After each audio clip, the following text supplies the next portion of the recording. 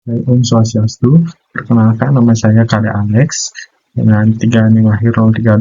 Jadi di sini kami menjelaskan tentang parameter yang dimana di dalamnya itu terdapat beberapa subbab. Yang pertama itu tentang pengertian dari parameter, menghilangkan parameter, sikloida, dan juga kalkulus untuk kurva yang terdefinisi secara parametris. Namun di sini saya tidak sendiri, saya di sini bersama rekan-rekan saya. Yang kedua itu ada Sinar Ledi Pardosi dengan 3 NIM akhir yaitu 054, dan yang terakhir itu rekan saya ada Niloh Kade Anggi Fibriani dengan 3 NIM akhir 089. Baik, selanjutnya akan kami mulai tentang materi parametris. Baik, di sini kita akan masuk ke materi parameter. Jadi sebelumnya kita harus mengetahui apa sih itu parameter. Jadi parameter itu adalah suatu nilai yang digunakan dalam suatu fungsi atau persamaan untuk menggambarkan perilaku atau fungsi dari atau persamaan dari fungsi tersebut. Baik, di next slide itu ada suatu kurva itu ditentukan oleh sepasang persamaan parameter, yang dimana persamaan parameternya itu ada X sama dengan Ft, Y sama dengan Gt, yang dimana T itu terletak dalam suatu interval. Dan juga T itu disebut parameter apabila nilai T itu bergerak maju dari A ke B di titik X, Y. Baik, di sini slide selanjutnya yaitu ketika interval berupa interval tertutup A, B, di mana titik-titik P dan juga Q itu memiliki nilai yang berbeda. Di sini P itu X, Y itu mengandung nilai A, dan juga di sini Q-nya itu X, Y-nya itu mengandung nilai B. Sehingga itu dapat disebut sebagai titik ujung awal dan juga titik ujung akhir. Dan di sini juga ada jika kurva itu mempunyai titik-titik ujung yang berhimpit, maka dikatakan bahwa kurva itu tertutup. Dan juga di sini dikatakan juga bahwa jika nilai-nilai T yang berlainan menghasilkan titik-titik berlainan di bidang, maka kita dapat katakan kurva tersebut adalah kurva yang sederhana. Nah, di sini kita dapat lihat di gambar ini, yang pertama itu ada contoh gambar dari kurva yang tidak sederhana dan juga tidak tertutup. Yang kedua itu ada kurva yang sederhana tapi dia tidak tertutup. Yang ketiga yaitu ada kurva yang tidak sederhana tapi tertutup. Dan yang terakhir itu ada kurva yang sederhana dan juga kurva tertutup. Baik, di sini saya akan di slide selanjutnya saya akan menjelaskan tentang menghilangkan parameter.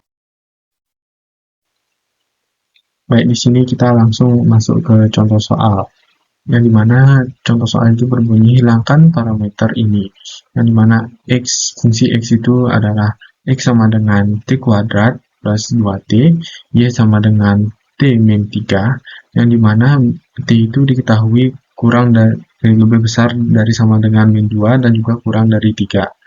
Nah, di sini kita dapat selesaikan, kita bisa mencari fungsi t itu terlebih dahulu.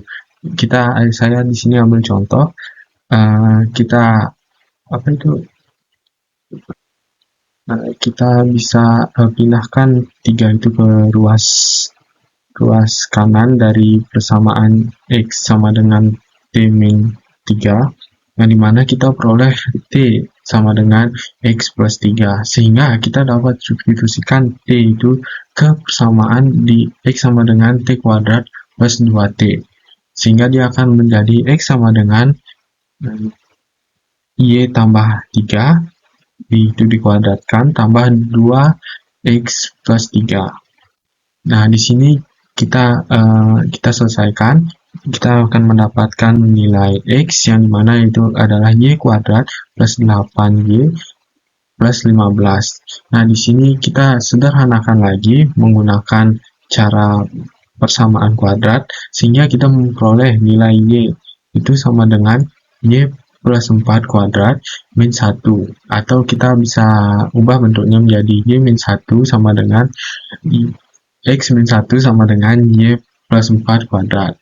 Nah, di sini jika kita tinjau lebih dalam lagi, kita bisa menemukan titik puncaknya itu di min 1,4.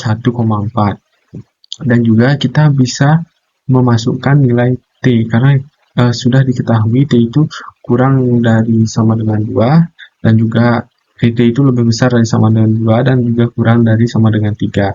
Nah, kita bisa substitusikan nilai T untuk mencari nilai X dan juga Y, sehingga kita mendapatkan titik-titik tersebut yang ada di gambar. Nah, untuk contoh soal selanjutnya, perlihatkan bahwa X sama dengan A cos Y, dan juga Y sama dengan B sin T, di mana T itu lebih besar dari sama dengan 0 dan juga kurang dari 2pi. Nah, di sini kita disuruh untuk menentukan persamaan nilainya dari gambar di samping. Jadi kita dapat selesaikan sehingga kita ubah cos T itu menjadi bentuk X per 2, dan juga sin T itu menjadi Y per B, sehingga di sini ketika kita kuadratkan cos T juga dan juga sin T akan menjadi persamaan X per A kuadrat plus Y per B kuadrat sama dengan cos T per sin T.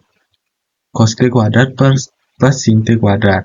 Nah, kita menurut identitas trigonometri, kita bisa ubah cos kuadrat T plus sin kuadrat T itu menjadi 1. Sehingga X per A kuadrat plus Y per B kuadrat itu menjadi sama dengan 1. Nah, di sini karena itu menjadi sama dengan 1, sehingga itu membuat nilai A itu sama dengan B, sehingga itu bisa membentuk sesuai gambarnya itu lingkaran. Hasil gambarnya itu akan menjadi lingkaran. Jadi itu sudah terbukti. Baik, selanjutnya saya akan bahas mengenai sikloida. Sikloida merupakan kurva yang dilalui oleh sebuah titik P pada tepi sebuah roda ketika roda tersebut mengeliling sepanjang garis lurus tanpa tergelincir. Di mana terlihat pada gambar di samping, kita dapat melihat sebuah roda yang menggelinding di sepanjang sumbu X. Titik P adalah titik pada keliling roda saat roda berputar dan bergerak maju. Titik ini bentuk lintasan berwarna biru yang disebut sikloida. Kita perlu memperhatikan bahwa setiap kali titik P menyentuh garis lurus, terbentuklah titik runcing atau cups. Kemudian, ada contoh soal, yaitu carilah persamaan-persamaan parameter untuk sikloida, di mana penyelesaiannya. Misalkan roda mengeliling sepanjang sumbu X dan titik P. Pada awalnya berada titik asal atau 0,0. Misalkan J adalah pusat roda. Misalkan A adalah jari-jari roda. Pilihlah parameter T sebagai besar sudut dalam radian dari putaran roda searah jarum jam yang diukur dari posisi awal saat garis CP berada pada posisi vertikal. Nah, titik P berada di titik asal. Karena panjang ON sama dengan AT dan panjang PN sama dengan A sin T, maka menentukan koordinat X. X sama dengan OM sama dengan ON min ON sama dengan AT dikurangi A sin T, sedangkan A dan kurung T kurang sin T. Lalu kemudian menentukan koordinat Y, di mana Y sama dengan MP sama dengan NL sama dengan NC tambah CL sama dengan A dikurangi A cos T sama dengan A akan kurung 1 akan kurang cos T.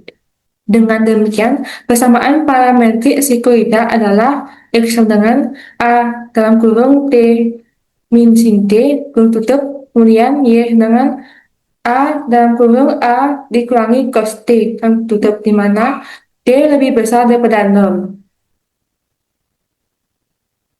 Kemudian aplikasi sikloida. Sikloida memiliki banyak aplikasi menarik, terutama dalam bidang mekanika, di mana salah satu sifat pentingnya adalah sebagai kurva tertutup. Kurva of faster descent.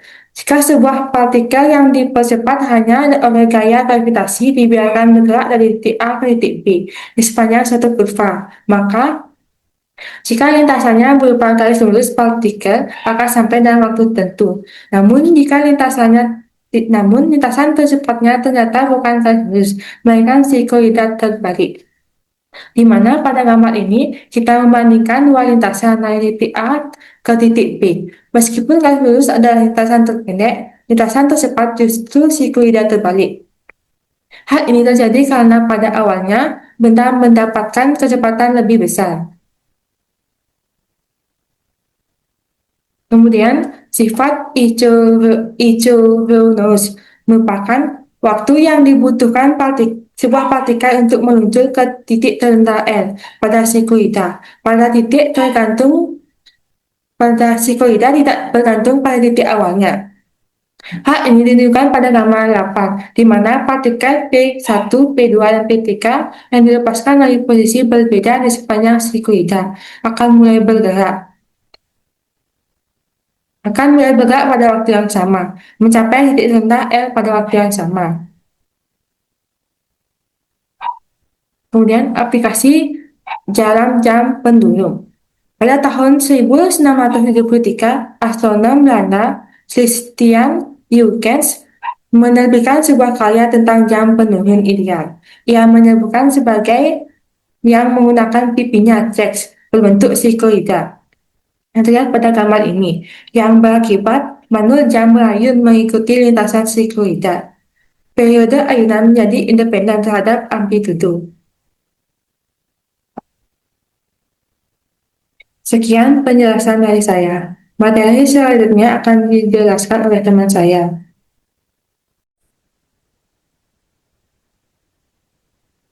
Oke, kita akan masuk ke materi tentang kalkulus untuk kurva yang terdefinisi secara parametris.